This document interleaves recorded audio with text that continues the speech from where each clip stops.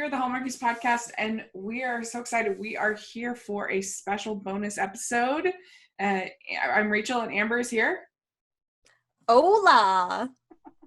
Hola is the special theme of today's bonus episode, Amber. Yes, so technically I am a Mexican American, not like 100%, but I am a quarter Mexican American. I have an abuela. I mean, she passed away, but I had an abuela. So, I was like, obviously, let's have Cinco de movies for Cinco de Mayo. So we are going to go through 5 movies cinco movies that really are romantic comedies, but also have connections to Mexico or Mexican culture. And I just thought it'd be a fun way to celebrate the holiday. Yeah. So, we just thought this would be a fun thing that we could do, watch some fun movies and just something different and get out of necessarily the Hallmark bubble, just a little outside the Hallmark bubble for an episode. So this would be fun. So we're gonna do these in chronological order, and some of them are made for TV movies and some of them are feature films. So it will be pretty fun. And let's just dive in. The first one we're going to talk about is probably the most popular one, I guess. We're going to talk about 1997's Fools Rush In. This is pretty exciting.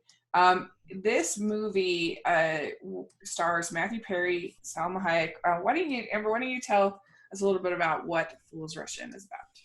Yes, so Fools Rush In, like she said, Matthew Perry, Salma Hayek, and Matthew Perry is like a nightclub designer or something. He builds a club for his job, and he gets an assignment in Las Vegas, and it's a stepping stone to his dream job of doing a club in downtown New York.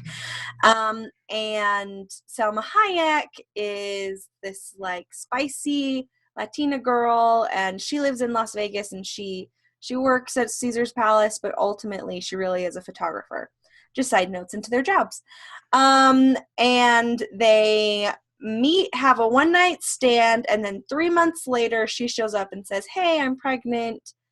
And surprise. She says, yeah, surprise, would you want to come just meet my family? So that way when they are like, who's the father? They'll be like, okay, that guy. So they do that, and they fall in love, and he's like, you know what? Let's just get married. Boom. So they do. And then it's kind of the rest of the movie is them trying to figure out how they work, what are they going to do with their lives, how are they going to raise this baby, how are they going to handle having their 2 different cultures, and what do they want to do. And I'm making it sound 0% funny, but it's super funny. If you like Chandler from Friends, then you will like this movie for sure. Yeah, it's pretty close, I would say, to his character there. He's a little more of a workaholic, I would say, than Chandler is. But it's similar. Yeah, I agree with you. What was your overall thought about this film? So this is one of my family's movies, right? And so there's it's really hard for me to be a movie that I watched as a kid with my family to have an unbiased opinion of, because it's just seeped into my DNA that I like this movie. But there's so many things in this movie that I think are legitimately super funny. I feel like Matthew Perry's deliveries are delivery of all of his lines is so spot on. A lot of the cinematography, I would say, really is beautiful, especially in the nature scenes, at the Grand Canyon or when they go to Mexico. So I really like it. I think it's really great. Mm-hmm. Yeah, I think that this movie is very, very sweet. I actually like the really broad comedic stuff isn't as effective for me as the like sweet tender moments. That's what Mm-hmm. I like better. Like the broad moments are sort of like his parents are very like over the top, kind of stuffed shirts types, and Mm-hmm. some of those things. That to me, I just prefer like just the really sweet moments between the two of them.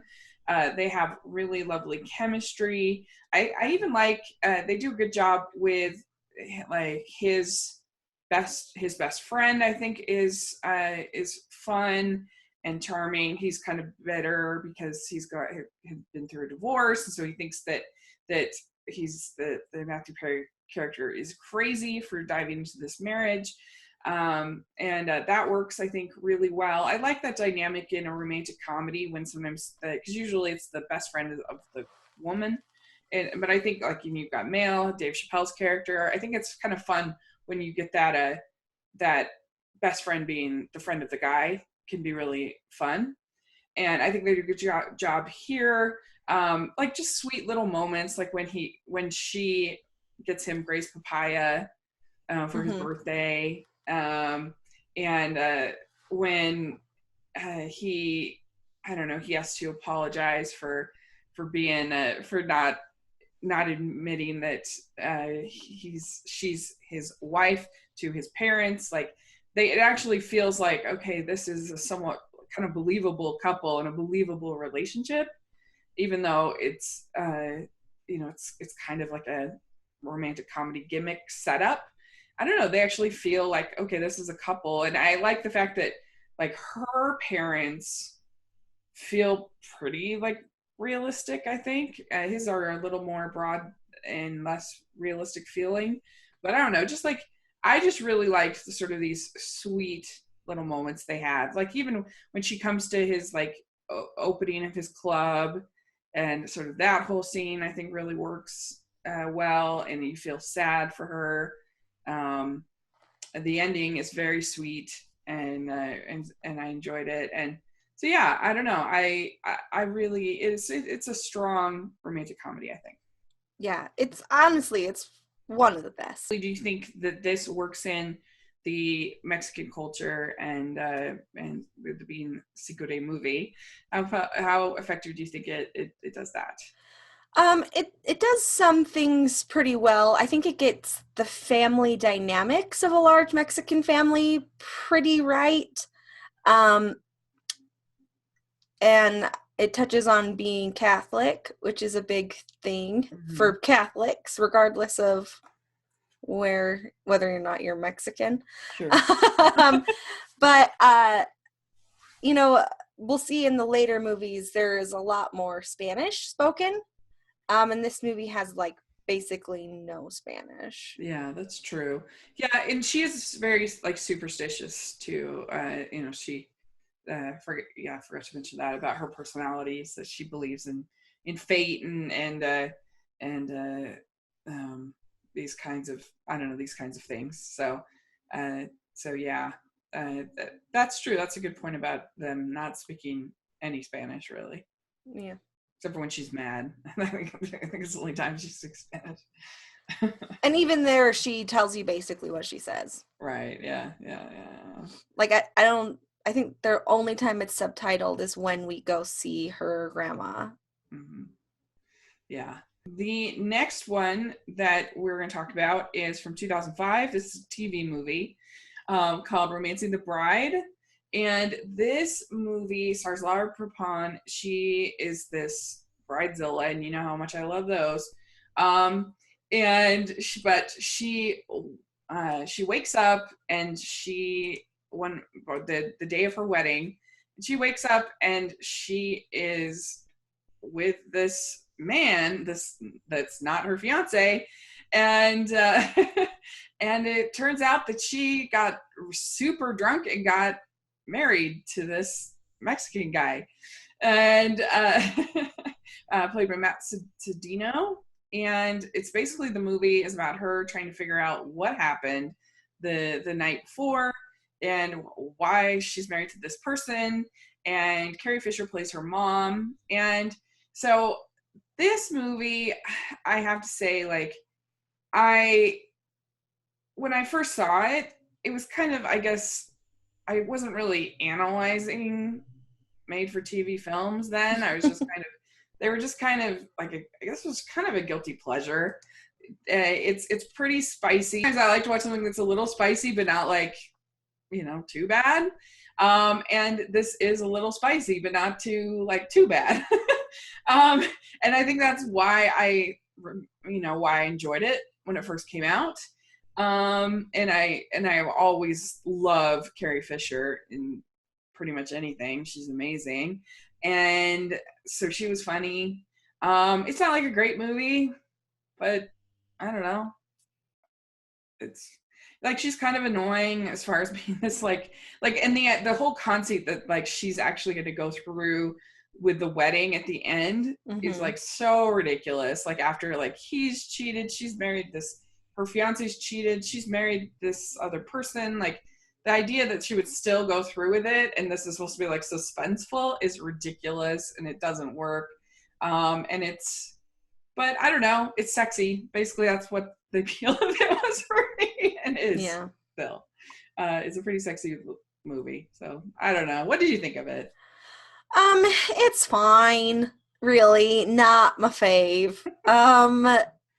There wasn't really. I mean, there were things that they were trying to do that was funny, but it wasn't funny. Yeah. I could imagine a lot of these elements that they take in this movie being done very well in like a Rock Hudson Doris Day movie, or some of those screwball comedies of the yesteryear, like when they get handcuffed together, ha ha ha, and like, but they don't pull it off. Frankly, do you think they have any like chemistry, the two of them? I mean, I don't know. It was fine, I guess, but I don't know. Yeah. I mean, it's one of those ones I can't really defend. It's not great, but it's just kind of sexy. Carrie Fisher was, I feel like, underutilized also. Yeah. I think she could have really, if they've used her more and better, it would have been better. She is funny though in the scenes that she gets to do, but I agree they could have used her more. And I thought they had okay chemistry. And yeah, it's fairly generic, but I don't know. I thought it was okay. Yeah.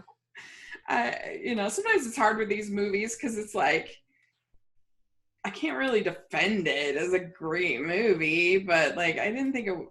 I don't know. I thought it was okay. I guess that's very lukewarm praise, but I don't know. If you're looking for something that's a little sexy, and then this is okay, I think.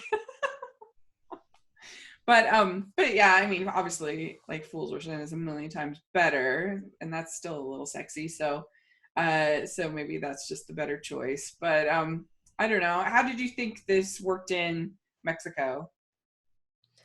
It was like super like tourist level Mexican. Like there was, it didn't feel very like, I don't know.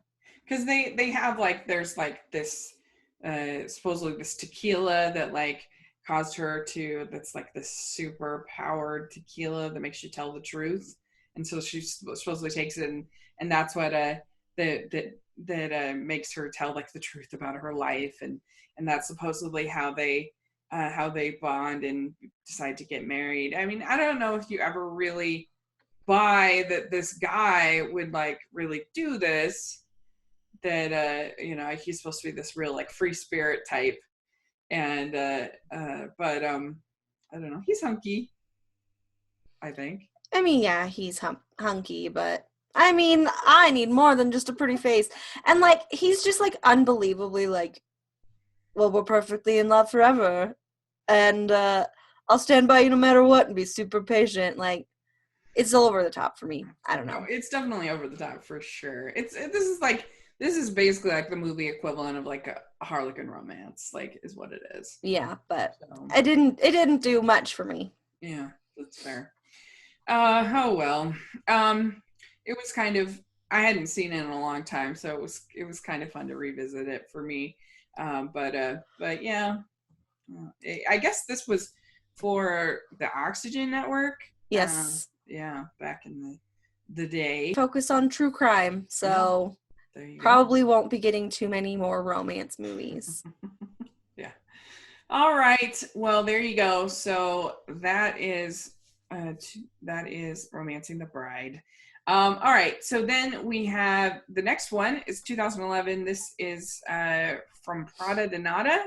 Mm-hmm. This is a spin on Sense and Sensibility, where you have these two spoiled sisters who are left penniless after the death of their father, and they have to kind of figure it out, and they have the romantic entanglements of Sense and Sensibility, basically. And this it stars Camilla Bell and Alexa Penavega, our sisters from Sense and Sensibility. And what did you think about this? What was your overall take on this movie? So I love this movie, just for the record. And I feel like it does a lot of really smart things with the adaptation of Sense and Sensibility. They're able to get almost all of the beats, and it's like actually a very faithful adaptation of Sense and Sensibility. Yeah. Would you agree with that, Rachel? I agree, yeah. Yeah. And then, I don't know, I really like it. I like all of the, I mean, obviously, Mary is an idiot, but that's because Marianne is often an idiot. But that's okay. But no, yeah, I really like it. There are some things that don't work great. I feel like you can really tell that Alexa Penavega has never done marijuana, because in the scene where she's supposed to be high on marijuana, I'm like, that seems like you have no point of reference for this, which is funny. Also, okay, great, proud of her. But so that scene does not work for me, because I'm just like, that seems not great. But there are things that I really, really like about it. I feel like the guy who plays Camilla Bell's aka Nora's love interest is really charming. Yeah. And I love that they use the actual like speech from Sense and Sensibility at the end for him when he's like, "My heart has always and will always be yours." Like, I didn't even pick up on that. You're right. Yeah. So yeah, it's great. I do like Sense and Sensibility. So I mean, I was prone to like this, but yeah. I also like Sense and Sensibility. I thought it was sweet. I enjoyed it as well. There was one part that when the Alexa Penavega character, I felt like all like the Rodrigo guy. Mm-hmm. I felt like that came out of nowhere. That relationship, like all of a sudden they were. I don't know. That to me was just like, what? Wow. We needed a scene in there of them like, I don't know, going on a date or something. Like I felt like all of a sudden they were in bed together, and it just came out of nowhere for me. That was weird. And there was something off for me about the pacing of the movie. I felt like almost every scene was just like stretched out a little bit more than it needed to be.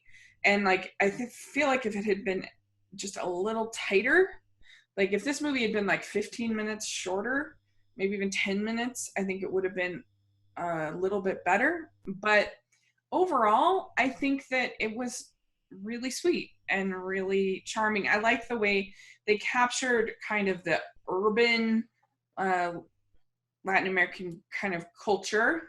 Mm-hmm. Yeah, they definitely got like little Mexico, like American Mexico. I feel like they did a pretty great job with that.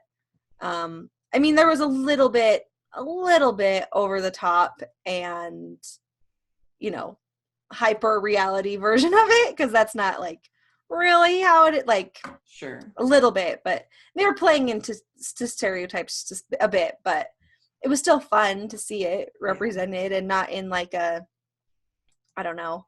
Yeah, not it wasn't too broad. And No, it was yeah. sweet. I think that they had pretty good chemistry as sisters, Camilla Bell and Alexa Panavega, that felt believable enough to me. Mm-hmm. And yeah, I mean, I don't know. There was just something about that was the only thing it was to me was like I was like there was just something about the pacing that just didn't 100% work for me, but I still enjoyed it. Yeah. So and I think they underused the guy that the Alex Pennever character ends up being with at the end. Wilmer Valderrama. Is that okay? Yeah. I he could have been in it. I think a little bit more. He's kind of just there to like fix her car and Yeah, I mean, to be fair, he's handy-manny, so he fixes things. yeah. But no, I love him, so yes, I put him in more and use him more always. That should be the default setting. Yeah. Fan of Jane Austen adaptations. You know, Clueless is one of my favorite movies. I love it, and you know, I even like our Unleashing Mr. Darcy on Hallmark. It's I don't know. It's usually a winning formula to adapt a Jane Austen. I even like Pride and Prejudice and Zombies. I just that most people didn't like. So I don't know. I'm pretty easy to please when it comes to that, I think. So, all right. So the next one that we had, this was from 2017, so last year. It's called Everybody Loves Somebody. And this is an interesting film. It's a pretty basic premise about this woman who's this single woman, queer woman. She is going to this family wedding. She asked her coworker, who's from Australia, to basically like pose as her boyfriend at this family wedding so that she won't be alone and people won't give her a speech about being single. And she had this love of her life that basically left her to go and like be like a free thinker or whatever, or find himself or whatever. And of course, at the wedding, he ends up showing up, and all kinds of shenanigans occur. And so this stars Carla Souza, and one of the like standouts about this movie is that it is a bilingual movie. And so when instead of most traditional movies would have the Spanish characters speaking English and the like everybody else, but in this, when she's with the Mexican characters, the Spanish characters, speaking characters, then she speaks Spanish and there's subtitles. And when she's with the English characters, it's English. And so that was pretty significant. This is directed by this has a female director, Catalina Aguilar Mastretta is her name. And the men are Jose Maria Yazpic and Ben O'Toole are the men involved. And I don't know, I think that it's a fairly standard plot, but it's elevated by the performances and by some of those more creative choices that they make. I don't know. What did you think about this? Yeah, I really do like this. Also, watching all these movies together, I laughed so hard when Carla Souza showed up in From Prada to Nada as Lucy Steele's character, the girl that gets engaged to Edward and is like the white choice in that movie, so which funny. is so funny because here she is being like pretty Mexican. So I really thought that was hilarious. Yeah, that is funny. I didn't know. But no, this movie's pretty great. She is a little bit difficult to like, I think, sometimes. I do agree. Just because I feel like she's pretty like selfish and jaded and cynical and judgmental Yeah. Um, but the thing about this movie is, and pretty much anything, if people can learn that they are being those things and then like try to correct those behaviors, which is what happens in this movie, then I'm fine with it. Like ultimately. So I saw this movie twice, and so on the rewatch, it was easier for me to like her and to get through the situation, knowing like, okay, so she learns through things. She's not like, oh, Lorelai Gilmore just stays selfish the whole time. Um, so yeah, I did enjoy this movie a lot. I thought it did a lot of things really smartly. It was pretty clever in its use, like you said, of speaking Spanish and all that things. This movie wasn't super like Mexican in what you would think, because it was mostly just her family, not necessarily like their culture, Yeah. which I mean, I actually really enjoyed, because it had Mexican representation, but it wasn't like, this is Mexico, pay attention to how Mexican we are. It Yeah. was like, Mexican people are humans, and they can just have human stories without needing to have like A mariachi band. flautas in your face and mariachi bands. Yes. Yeah. I agree with you about that. Yeah, this was just felt like normal people, which is was good. And uh, yeah, I mean, I think that she can be a kind of a selfish character, and so that is a little bit challenging at times. The way, especially the way she treats uh, the the coworker, Yeah. is pretty selfish. But she does get kind of humbled, I think, by the end, and I think the ending is very sweet and it works. And I would say that this is a fairly strong PG-13. Just a warning to our more sensitive Yeah. listeners. So just so you know, but and I mean it is pretty, like, it's understandable because the person, the Maria Gasper character is like her big love, and so when she kind of falls for him, I guess, again, even after she'd been dating the other guy, it's understandable because of that history, why she would be vulnerable to that. But it still doesn't excuse it, and it's still Mm-mm. not good. And but I don't know. Yeah, it's interesting, and he's charming in his sort of own way. Uh, but but yeah, I don't know. It's a fairly standard. Like, you're not going to love this movie for the plot. It's more for the characters, and I kind of like the little moments that she has with some of her patients, because she's an OBGYN doctor. There's some cute moments there. There's some cute moments, I think, with her sister and her sister's husband, or their marriage Mm-hmm. has gotten kind of just, you get overwhelmed with the kids, and I think that's true to life. Sometimes when you have little kids, and so yeah, it's a pretty good film, I think. Yeah. Yeah, so there you go. All right, so the last one we were going to talk about, this is called Off the Menu. This is actually released this year, to not that much fanfare.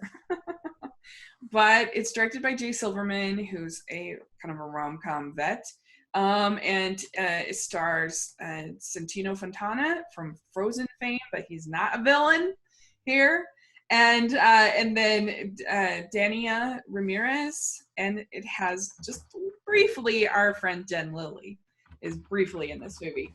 Yeah, it's basically about the Santino Fontana character plays this heir to a like Taco Bell kind of fast food franchise, whatever. His sister does most of the work though, and he's like this like Iron Man guy.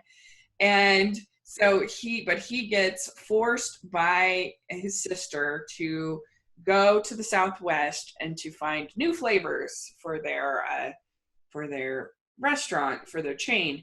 And he ends up meeting this woman, the Danielle Ramirez character, who is this like spitfire chef and who's always coming up with her own recipes and things, and is very like proud of her cooking. And there's lots of like food porn and stuff like that.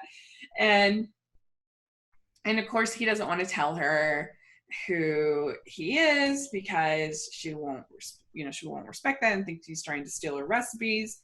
And but they end up falling in love, and all kinds of fun stuff occurs. And I don't know, what did you think of this one? It's very middling for me. Mm-hmm. Like, I mean, like watching it, I enjoyed it. It was good.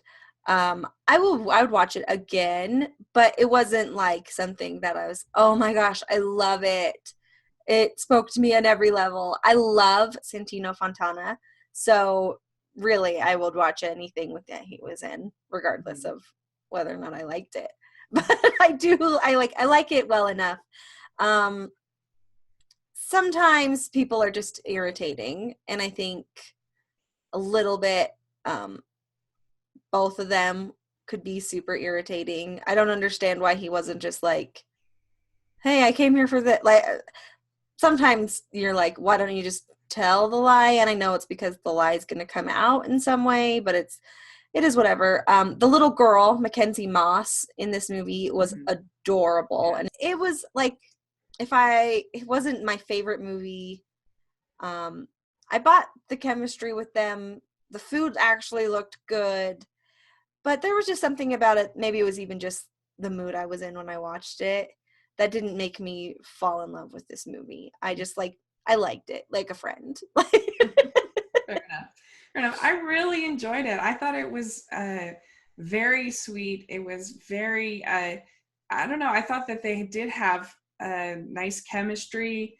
And it was just like a classic, sweet, fun, romantic comedy for me. And there's so few of those that get released that as far as feature films, and that sort of have this classic style to it, that it was very refreshing for me. Mm-hmm. And I don't know, I thought it was charming. I really was charmed by this. And yes, that is a kind of a classic trope. This like, oh, I'm not being honest about who I am, and the liar reveal is kind of grown worthy. I get it, but I don't know. I just really enjoyed it. I thought that the food looked delicious, really yummy, and I don't know. I'm pretty simple when it comes to these kind of movies. I just want them to have good chemistry, and they did. And I want it to be sweet and charming, and I thought it was. And I wish that we could get more movies like this. This is the kind of movies I like. These kind of movies. So I don't know. I just thought it was really well executed for what it was trying to be. Yeah, I mean, I don't know. It's not super funny, so maybe that's you tend to like movies that are like funny more than I do. And so maybe that's why you didn't love it. But I I just thought it was very sweet, and so I enjoyed it. I will say that I really did enjoy the use of his Iron Man skills. Yeah. It was unexpected, and then when it came out at the end, I said, "This is what you were training for, buddy." Right. Yeah. We won't spoil it, but yeah, they do use that in a clever way, I think. And I at least I thought that his sister was like believable. Like she wasn't some over the top complete corporate, stooge person.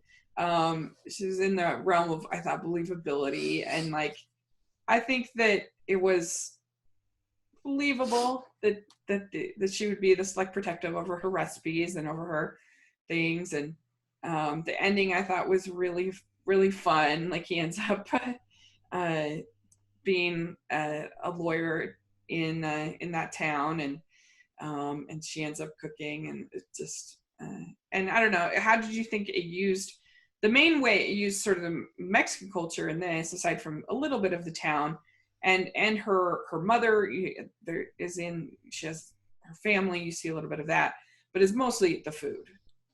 Mostly through food here.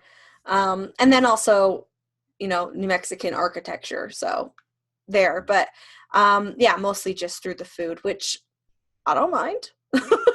Yeah. Yeah.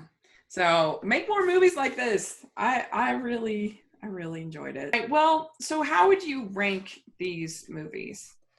So I actually will go Fools Rush In, and then Everybody Loves Somebody's. They're kind of like in a higher tier. And then below them would be From Prada to Nada, and then Off the Menu. And then in a much lower tier, because I didn't really like it, was Romancing the Bride. Okay. So I enjoyed all of these films, and on different levels or whatever. But I would probably say my favorite was Fools Rush In, and then I would say Off the Menu is my second favorite, and then I would say Everybody Loves Somebody, and then Prada Donata, and then Romancing the Bride. But it's not as big a gap for me as it is for you. I think all of these are watchable and enjoyable. And so if you're looking for something fun to watch for Cinco de Mayo, I think you can put any of these in and have a decent watch, in my opinion. So, and have some romance and some laughs. And so let us know what you think about these movies and how you would rank them and which one's your favorite. And maybe if you haven't seen, some of these are we're a little under the radar as far as Everybody Loves Somebody and Off the Menu. And we'd like them to get more publicity, I guess. So check them out if you haven't seen them, and let us know what you think. So this weekend we have on Hallmark Channel, we have the new Daro and Daro film coming out, and then we also have the new episode of The Good Witch, and we hope you enjoyed this last week our coverage of The Good Witch. Let us know what you think about that. And then we have coming up, we have a whole episode of Daro and Daro talking about the first film and this upcoming film. And so we're really looking forward to that. And then we also have our more coverage of The Good Witch coming up this next week. And we are very excited because Monday we have our interview with Kimberly Susted from The 9 Lives of Christmas that is going to be posted, and we're really excited for you guys to hear that. She's the best, and so I'm going to look forward to much. Yes, and guys, seriously, tell us what you think of these movies. If you think of any other movie that would show Mexican culture, aside from Coco, we know Coco, tweet it at us with hashtag Cinco de Movie. And if you watch any of these movies, tweet at us, hashtag Cinco de Movie. Great idea. Yeah, definitely. Let us know some fun ones that we might have missed or that would be good for us to check out. So thanks so much, and we will talk to you all later. Bye. Adios. Adios.